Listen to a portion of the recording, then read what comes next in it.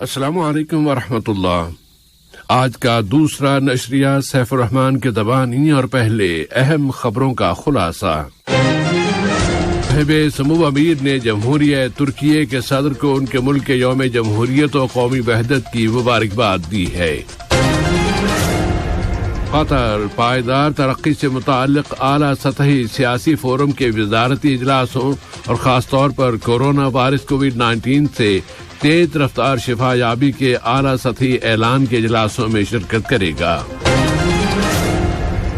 روس اور یوکرین ایک دوسرے پر ڈرون حملے کر رہے ہیں، اور جنوبی کوریا کے صدر غیر اعلانیہ دورے پر اچانک کییو پہنچ گئے ہیں۔ یہ تھا اہم خبروں کا خلاصہ، اور اب پیش خدمت ہے ریڈیو قطر سے آج کا دوسرا مفصل نشریہ۔ بسم اللہ الرحمن الرحیم۔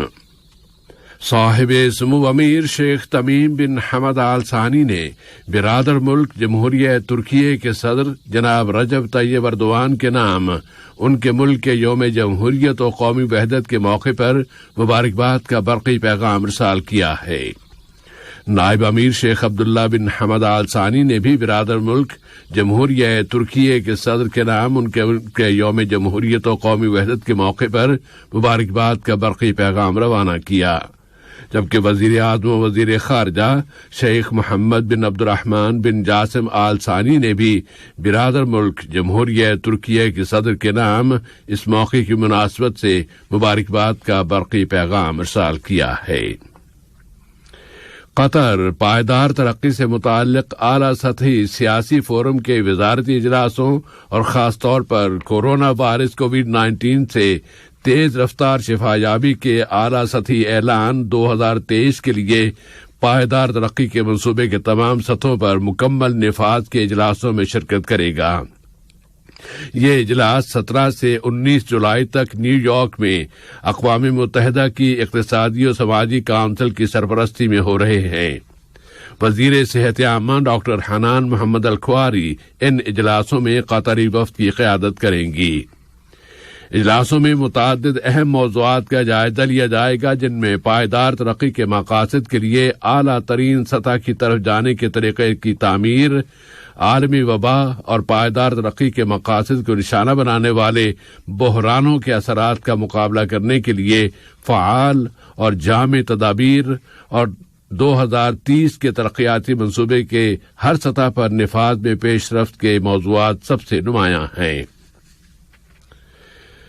قطر نے سوڈان کے پڑوسی ملکوں کے قاہرہ میں ہونے والے سربراہی اجلاس کی طرف سے جاری کردہ اختتامی بیان کا خیر مقدم کیا ہے، اور کہا ہے کہ یہ برادر ملک جمہوریہ سوڈان میں ہونے والی لڑائی کو بات چیت اور سفارتی ذریعوں سے حل کرنے کی کوششوں میں ایک اہم قدم ہے۔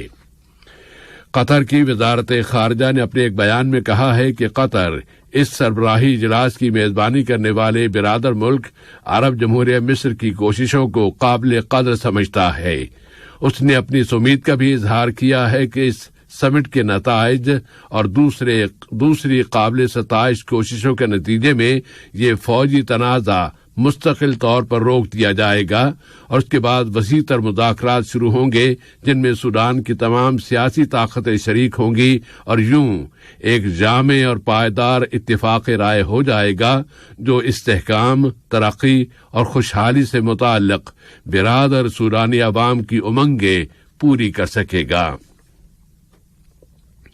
سوڈان کے دارالحکومت الخرطوم اور درمان کے مختلف علاقوں میں فوج اور RSF کے درمیان جھڑپیں جاری ہیں، اور بڑی تعداد میں جنگی طیارے فضا میں پروازیں کر رہے ہیں۔ امریکہ کے وزیر خارجہ اینتھونی بلنکن نے اپنے سعودی ہم منصب شہزادہ فیصل بن فرحان کے ساتھ ایک ٹیلی فونک رابطے میں کہا ہے کہ دونوں ممالک سوڈان کی اس محاذ آرائی کو ختم کرانے اور سوڈانی عوام کی شدید انسانی ضرورتیں پوری کرنے کے پابند ہیں۔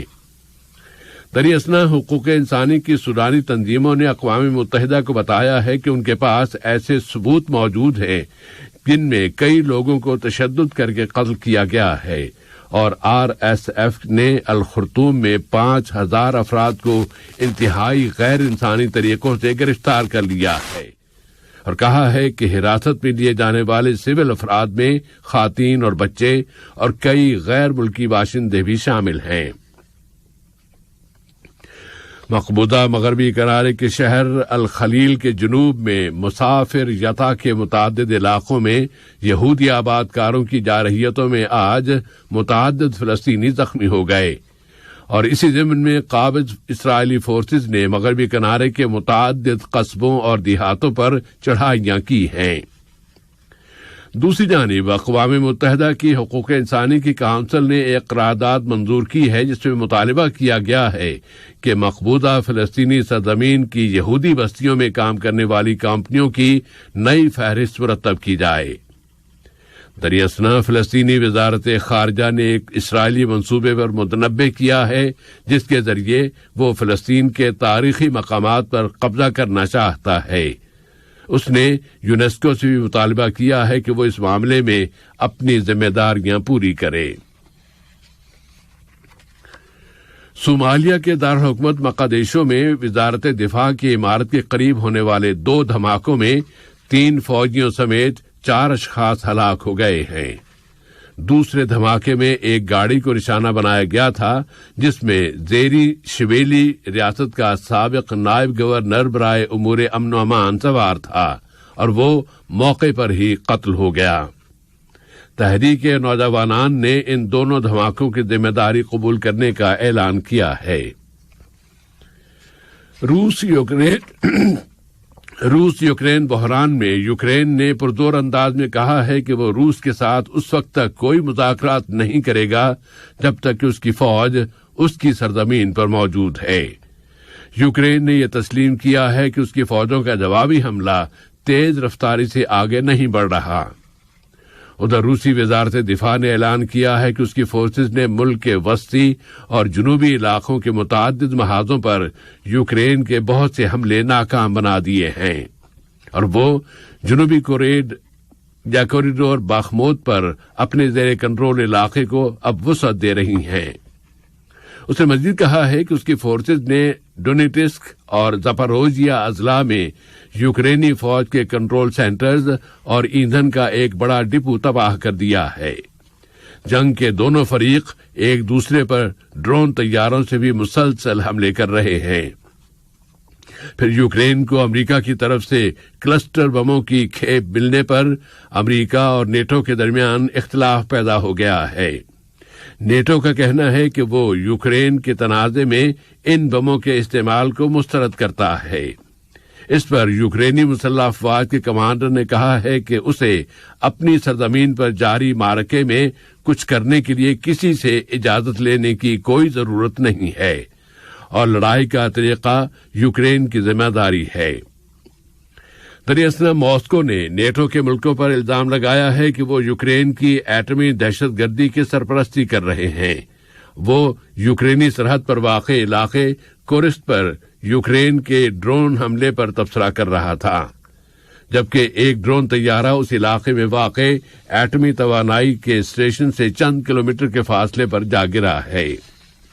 خبروں کے مطابق جنوبی کوریا کے صدر یون سک یول آج اچانک کییو پہنچ گئے ہیں۔ ان کے اس دورے کا پہلے سے کوئی اعلان نہیں کیا گیا تھا۔ چین کی وزارت دفاع نے اعلان کیا ہے کہ پیکنگ کے زیر انتظام بحر جاپان میں مشترکہ فوجی مشقیں شروع ہونے والی ہیں جن میں روس کی بحری اور فضائی فورسز بھی حصہ لیں گی۔ ان مشقوں کا مقصد چینی اور روسی فوجوں کے درمیان اسٹریٹجک انٹریکشن کو بہتر بنانا، مشترکہ طور پر علاقائی امن و استحکام کی حفاظت کرنا اور سیکیورٹی کے شعبے میں مختلف چیلنجوں کا جواب دینے کے لیے اپنی صلاحیتوں میں اضافہ کرنا ہے۔ جاپان اور جنوبی کوریا کے وزرائے خارجہ کے ساتھ انڈونیشیا کے دارالحکومت جکارتا میں ہونے والی ملاقات میں امریکہ کے وزیر خارجہ اینتھونی بلنکن نے کہا ہے کہ ان کا ملک شمالی کوریا کی جانب سے کی جانے والی کسی بھی جارحیت کے جواب میں اپنے اتحادیوں کے ساتھ مل کر کام کرے گا۔ تینوں اتحادیوں نے اپنے سہ رکنی ملاقات کے یا اجلاس کے بعد جاری کردہ مشترکہ بیان میں اعلان کیا ہے کہ امریکی کمٹمنٹ راسخ بھی ہے اور اسے ایٹمی صلاحیت سمیت تمام صلاحیتوں کی مدد بھی حاصل ہے۔ اور کینیا کے صدر ولیم روٹو نے پورے ملک میں مظاہروں پر پابندی عائد کر دی ہے۔ وہاں کی حزب اختلاف خون ریز جھڑپوں کے بعد جن میں 9 اشخاص ہلاک ہو گئے ہیں احتجاجی مظاہرے کرنے والی تھی۔ صدر روٹو نے کہا ہے کہ وہ حزب اختلاف کے رہنما رائلا اوڈنگا کے ساتھ ملاقات کرنے کے لیے تیار ہیں تاکہ ان کے ساتھ حالات کو معمول پر لانے کے وسائل پر بات چیت کی جا سکے۔ اقوام متحدہ میں حقوق انسانی کے ہائی کمیشن نے کینیا میں خون ریز پرتشدد کارروائیوں اور احتجاج کرنے والوں کے خلاف پولیس کی جانب سے طاقت کے غیر مناسب استعمال پر اپنی تشویش کا اظہار کیا ہے۔ کمیشن نے بتایا ہے کہ 20 سے زیادہ اشخاص ہلاک اور دسیوں دوسرے زخمی ہو گئے ہیں۔ کمیشن نے اپیل کی ہے کہ فوری طور پر تیز رفتار اور فیصلہ کن تحقیقات کرائی جائیں اور پھر ذمہ داروں کا محاسبہ کیا جائے۔ اور اب کچھ اقتصادی خبریں۔ قطر ٹورزم نے انکشاف کیا ہے کہ اس سال کی پہلی شش ماہی میں 2 ملین سے زیادہ وزٹر دوحہ آئے ہیں۔ اس نے اپنے ایک بیان میں بتایا ہے کہ اس مدت میں قطر کا وزٹ کرنے والوں کی تعداد کورونا سے پہلے کی تعداد سے تقریباً کئی دگنی ہو گئی ہے۔ اس نے بتایا ہے کہ 2023 کے پہلے 6 مہینوں میں قطر آنے والوں کی 51% تعداد فضائی راستے سے، 37% زمینی راستے سے اور 12% وزٹرز سمندر کے راستے دوحہ آئے ہیں۔ بجٹ کے ذمہ دار مراکشی وزیر فوزی لقجہ نے اس توقع کا اظہار کیا ہے کہ مراکش کی معیشت میں اس سال 3.4% شرح نمو کے بعد 2024 میں 3.7% اضافے کی توقع ہے، جبکہ اس سال 2023 میں خشک سالی اور افراط زر کے دباؤ کی وجہ سے شرح نمو 3.4% رہی ہے۔ مراکشی وزیر فوزی لقجہ نے پارلیمانی ممبران سے بات چیت کرتے ہوئے کہا ہے کہ اگلے سال اناج کی پیداوار متوسط سطح تک ہوگی اور سالانہ افراط زر 3.4% رہے گا اور 2024 میں مالی خسارہ کم ہو کر GDP کا 4.0% ہوگا، جبکہ اس سال یہ خسارہ 4.5% ہے۔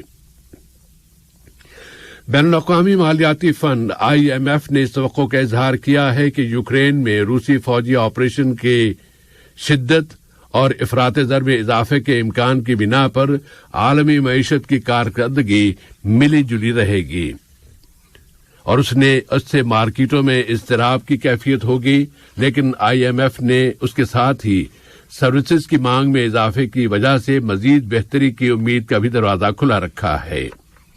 IMF نے اگلے ہفتے بھارت میں G20 کے رہنماؤں کے اجلاس کے بارے میں اپنے ایک مختصر میمورنڈم میں کہا ہے کہ گزشتہ اپریل میں پہلی سہ ماہی کے دوران عالمی شرح نمو توقعات سے قدرے زیادہ رہی ہے، لیکن اس کے بعد کے اعداد و شمار ملی جلی تصویر پیش کر رہے ہیں۔ کچھ لچک بھی نظر آ رہی ہے تو سست روی کے اشارے بھی مل رہے ہیں۔ تیل کی قیمتوں میں کل 1% کا اضافہ ہوا ہے، جو 3 ماہ کی بلند ترین سطح کے برابر ہو گئی ہے، جبکہ امریکی افراط زر کے اعداد و شمار سے پتہ چلتا ہے کہ دنیا کی اس سب سے بڑی معیشت میں سود کی شرح اب اپنے عروج کے قریب پہنچ گئی ہے اور برنٹ ساخت کے تیل کی قیمت فیوچر کانٹریکٹ میں $81.36 فی بیرل ہو گئی ہے، جو 25 اپریل کے بعد سے اب تک کی سب سے بلند سطح ہے۔ اسی طرح ویسٹ ٹیکساس انٹرمیڈیٹ تیل کی قیمت $76.89 فی بیرل ہو گئی ہے، جو اس تاریخ سے اب تک کی سب سے زیادہ قیمت ہے۔ اہم خبروں کا خلاصہ ایک مرتبہ پھر پیش خدمت ہے۔ صاحب سمو عبید نے جمہوریہ ترکیہ کے صدر کو ان کے ملک کے یوم جمہوریت اور قومی وحدت کے موقع پر مبارکباد دی ہے۔ قطر پائیدار ترقی سے متعلق اعلیٰ سطحی سیاسی فورم کے وزارتی اجلاسوں اور خاص طور پر کورونا وائرس کووڈ-19 سے تیز رفتار شفا یابی کے اعلیٰ سطحی اعلان کے اجلاسوں میں شرکت کرے گا۔ روس اور یوکرین ایک دوسرے پر ڈرون حملے کر رہے ہیں، اور جنوبی کوریا کے صدر غیر اعلانیہ دورے پر اچانک کییو پہنچ گئے ہیں۔ ریڈیو قطر سے آج کا دوسرا نشریہ اپنے اختتام کو پہنچا۔ محمد سلامہ اور سیف الرحمان کو اجازت دیجیے، فی امان اللہ۔